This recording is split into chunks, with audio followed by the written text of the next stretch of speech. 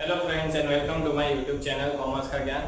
आज हम लोग बड़ा ही मज़ेदार और इंटरेस्टिंग चैप्टर स्टार्ट करने वाले हैं, दैट इज फिजिकली और कैश फ्लो स्टेटमेंट। ये आपके एग्जाम पॉइंट ऑफ व्यू से भी बहुत इंपॉर्टेंट है और इसका टोटल वेटेज अगर हम लोग देखें so it is of 8 marks, जिसमें आपको 6 मार्क्स का एक लॉन्ग क्वेश्चन आने वाला है जिसमें आपको पूरा कैश फ्लो स्टेटमेंट प्रिपेयर करना पड़ेगा और 2 मार्क के ऑब्जेक्टिव क्वेश्चन होने वाले हैं। So your total weightage comes to 8 marks. अब कैश फ्लो स्टेटमेंट में मैंने यूजुअली ये ट्रेंड देखा है कि स्टूडेंट्स इस चैप्टर से बहुत डरते हैं। ठीक है, उसका एक रीज़न ये है कि कैश फ्लो स्टेटमेंट में आपके पास छोटे छोटे नंबर ऑफ एडजस्टमेंट्स बहुत सारे हैं। ओके, सो आपको क्या करना है, आपको इस चैप्टर के सारे वीडियोस देखने हैं। ठीक है, क्योंकि ये सारे टॉपिक्स जब हम लोग एक साथ को रिलेट करेंगे तब जाकर आप लोग पूरा कैश फ्लो स्टेटमेंट प्रिपेयर कर सकते हैं।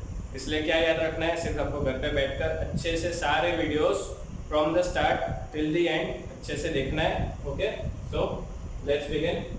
सबसे पहले मीनिंग देखते हैं। It is a statement that shows the flow of cash and cash equivalents during the period.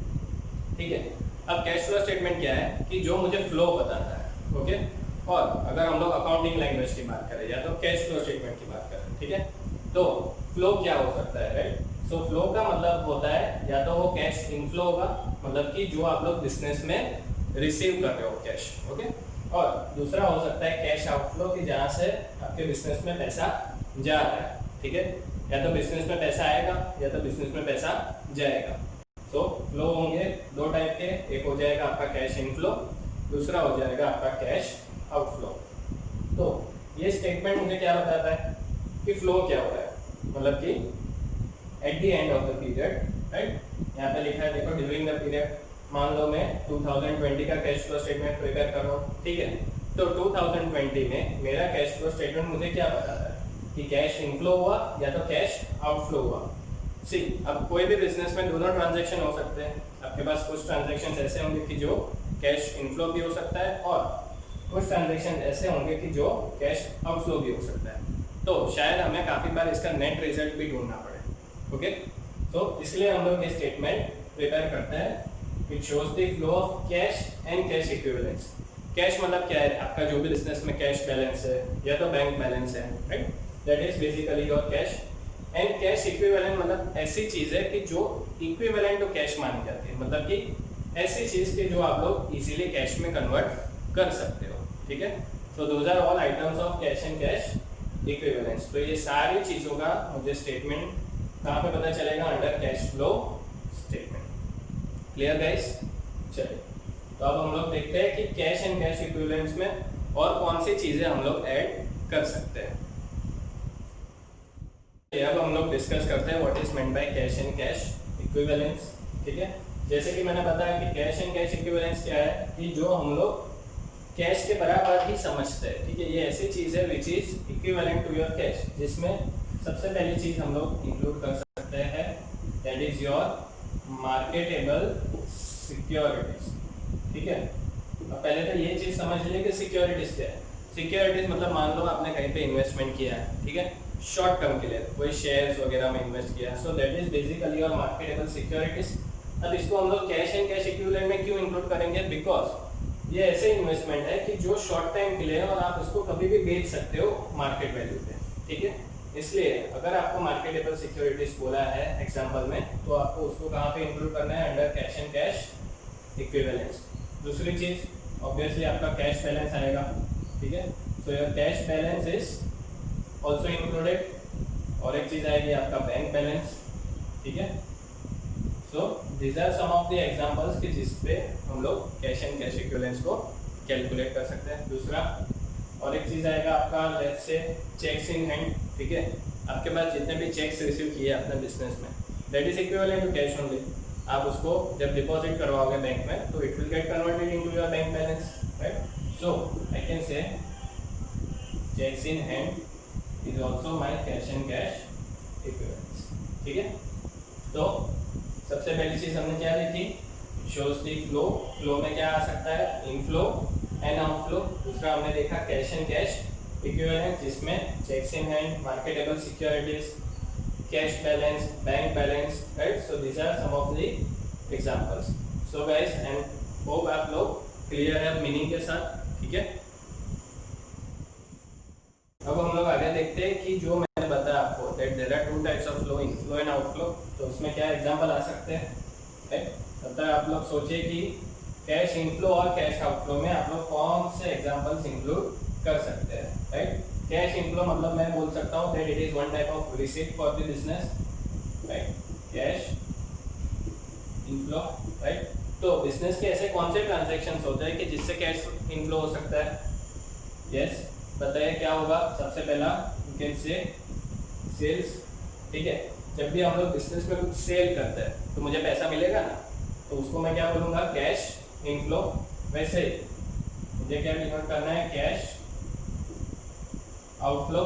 तो कैश आउटफ्लो में क्या हो जाएगा, अगर सेल्स कैश इनफ्लो है तो your purchase will be cash outflow, क्योंकि परचेज के टाइम आपको क्या करना है, कैश को पे करना है, कैश आपके बिजनेस से बाहर जा रहा है, so it is your cash outflow, ठीक है। और क्या एग्जांपल दे सकते हो आप कैश इनफ्लो में? सी कैश हम लोग डिपॉजिट करते हैं, ठीक है, और कैश विड्रॉ करते हैं बैंक से। तो जब हम लोग कैश डिपॉजिट करते हैं तो मेरा क्या हो जाएगा, cash inflow, right. So cash deposited that is my cash inflow. अगर मैं कैश विड्रॉ करता हूँ तो वो मेरे बिजनेस से पैसा जा रहा है, so it will be included under cash outflow, right. So cash withdrawn, right. See guys, हम लोग इनफ्लो और आउटफ्लो में क्यों बाइफरकेशन इतना फोकस कर रहे हैं, बिकॉज जब हम लोग cash flow statement eventually prepare करेंगे, ठीक है, तो हमें ये पता होना चाहिए कि भाई ये एक्टिविटी कैश इनफ्लो है कि कैश आउटफ्लो है, वरना आपका आंसर गलत हो सकता है। इसलिए ये बाइफरकेशन को समझना बहुत ही इंपॉर्टेंट है। Clear guys? अब हमने कैश इनफ्लो कैश आउटफ्लो देख लिया, उसके ट्रांजैक्शंस भी देख लिए कि हमें कौन कौन से ट्रांजैक्शंस इसमें बाइफरकेट करने हैं। अब हम लोग आगे देखते हैं कि आपको कैश फ्लो स्टेटमेंट में कौन से टाइप की एक्टिविटीज प्रिपेयर करनी है, ठीक है। ये जो हम लोगों ने इनफ्लो आउटफ्लो देखा वो आपको बेसिकली 3 एक्टिविटीज में डिवाइड करना है। सबसे पहला आपका हो जाएगा ऑपरेटिंग एक्टिविटीज, ठीक है, मतलब कि जो भी कैश फ्लो स्टेटमेंट हम लोग बनाने वाले हैं वो अंडर ऑपरेटिंग एक्टिविटीज हम लोग प्रिपेयर करेंगे कि आपके बिजनेस की जो ऑपरेटिंग एक्टिविटीज है। अब देखिए ऑपरेटिंग एक्टिविटीज मतलब कि डे टू डे एक्टिविटीज, या तो आपका जो भी मेन बिजनेस है, आपका जो भी मेन प्रोडक्शन एक्टिविटीज है, that is known as operating activities, ठीक है। तो एक स्टेटमेंट जो मुझे कैश फ्लो में प्रिपेयर करना है that is under operating activities. Second is investing activities. Second is investing. Investing मतलब कि क्या, आप लोग बिजनेस का पैसा कहीं पे इन्वेस्ट कर रहे हो, ठीक है। हम लोग इन्वेस्टमेंट कहाँ पे कर सकते हैं, लेट से मान लीजिए आपने कोई एसेट वगैरह परचेज किया, ठीक है, सो एसेट्स, ठीक है। आप लोगों ने कोई इन्वेस्टमेंट परचेज किए या तो सेल किए, तो investments, right. So these all transactions are considered under investing activities. तो हमें cash flow statement under investing activity भी प्रिपेयर करना है। और तीसरा आपका होगा फाइनेंसिंग एक्टिविटीज, ठीक है। फाइनेंस मतलब कि क्या, पैसा, ठीक है। तो बिजनेस में हम लोग पैसा कहाँ से ला सकते हैं, लेट से आप लोगों ने अपनी कंपनी के शेयर्स इशू किए, ठीक है, तो issue of shares, right, that will be considered under financing activities. आप लोगों को कहीं से इंटरेस्ट मिला, डिविडेंड मिला, राइट, तो ये सारी चीज़ें कहाँ पे जाएगी, फाइनेंसिंग एक्टिविटीज में। आप लोगों ने इंटरेस्ट और डिविडेंड पे किया, राइट। सो फाइनेंसिंग एक्टिविटीज ऐसी चीज़ है कि जिससे कंपनी के जो शेयर होल्डर्स है या तो जो उनके ओनर्स है उनका कैपिटल या तो इक्विटी कैपिटल चेंज होता है, राइट। ये ऐसी एक्टिविटीज है कि जिससे ओनर्स का कैपिटल में क्या होगा, चेंज आएगा।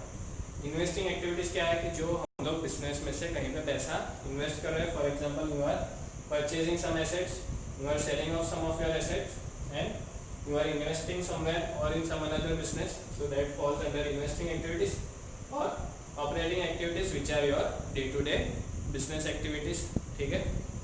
तो हमें कैश फ्लो स्टेटमेंट क्या करना है, we have to prepare it under operating, investing and financing. ये तीनों एक्टिविटीज को हमें प्रिपेयर करना है, ठीक है। अब जो हमने आगे बाइफरकेशन देखा, इसलिए मैंने बोला था कि आपका जो कैश इनफ्लो और कैश आउटफ्लो का बाइफरकेशन है that is very much important.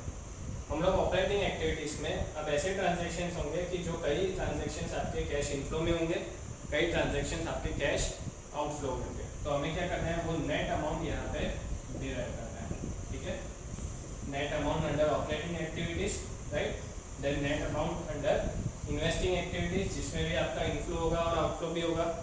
Same goes for financing activities, जिसमें कुछ एक्टिविटीज आपके कैश इनफ्लो की होगी और कुछ एक्टिविटीज आपके कैश आउटफ्लो की होगी। तो जब ये तीनों स्टेटमेंट्स हम लोग प्रिपेयर कर लेंगे, so at the end of the period will get a net amount, either it will be cash outflow or cash inflow. That is my final answer for cash flow statement. I hope guys you are clear, ठीक है। तो हमें ये तीन activities अच्छे से याद रखनी है। इसके ट्रांजैक्शंस हम लोग आगे आने वाले लेक्चर्स में कवर अप करेंगे कि ऑपरेटिंग एक्टिविटीज में कौन से ट्रांजैक्शंस हमें इंक्लूड करने हैं और कैसे उसमें कैश आउटफ्लो कैश इनफ्लो हम लोग डिवाइड कर सकते हैं। सेम गोज फॉर इन्वेस्टिंग में कौन से ट्रांजैक्शंस आ सकते हैं which results into cash inflow and outflow. And same goes for financing activities कि जिससे हमें पता चलेगा कि फाइनेंसिंग में से कौन से ट्रांजैक्शन हो सकते हैं कि जो आपका कैश इनफ्लो और आउटफ्लो में जा सकता है। जब ये तीनों एक्टिविटीज का मुझे रिजल्ट मिल जाएगा, so that will be my answer for cash flow statement.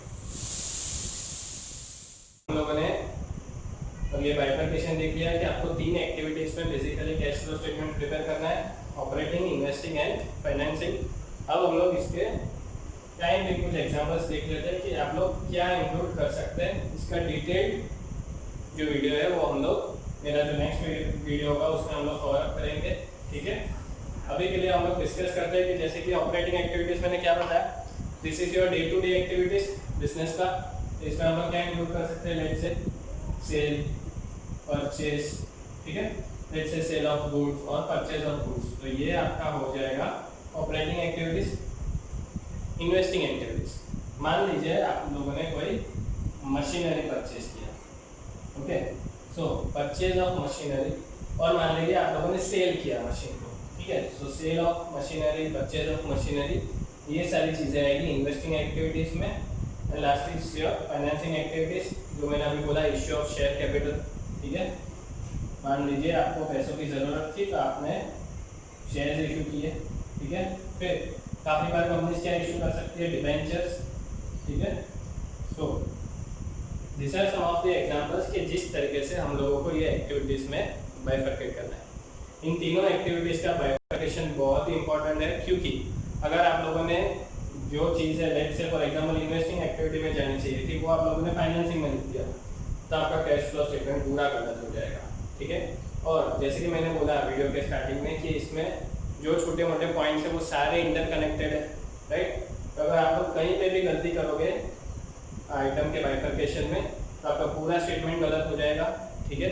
इसलिए जो हमारा नेक्स्ट वीडियो होगा for all this classification of activities वो बहुत ही ज़्यादा इंपॉर्टेंट है, वो आप लोग अच्छे से देखिए, okay guys. So I hope you are clear with the meaning, right. हम लोगों ने फ्लो देखे, कैश इनफ्लो, कैश आउटफ्लो, मैंने आपको क्लासिफिकेशन ऑफ एक्टिविटीज का थोड़ा सा रफ आइडिया भी दे दिया है, ठीक है। So that's all for today's video.